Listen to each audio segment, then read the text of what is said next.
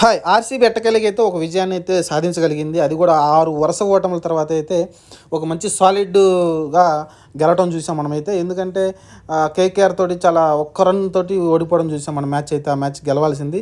Unfortunately ఓడిపోయారు. కానీ ఈ మ్యాచ్ ఎస్ఆర్‌హెచ్ పైన ఒక స్ట్రాంగ్ టీమ్ పైన అయితే ఒక మంచి విజయం వచ్చింది వాళ్ళకి. అది కూడా 35 పరుగుల తేడా అంటే టీ20లో 35 పరుగులంటే మంచి తేడా మంచిగానే గెలిచినట్టే.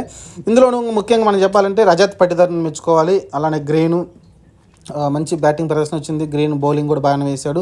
కానీ రజత్ పటిదార్ ఎప్పుడైతే వచ్చాడో విల్ జాక్స్ అంత ప్రభావం రాలేదు. కానీ రజత్ పటిదార్ ఆడిన తీరు చూస్తే మతిపోగొట్టింది. ఎందుకంటే అప్పుడు దాకా పవర్ ప్లేలో కోహ్లీ అలానే డూప్లిసిస్ మంచిగా ఆడారు.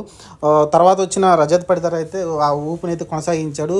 ఆ తర్వాత పవర్ ప్లే తర్వాత కోహ్లీ చాలా స్లో డౌన్ అయిపోయాడు. ఎంత స్లో డౌన్ అయిపోయాడంటే అసలుకి రన్సే చేయలేకపోతున్నాడు. ఎందుకంటే పవర్ ప్లే దాటిన తర్వాత ఆయన స్ట్రైక్ రేట్ చూస్తే మీరు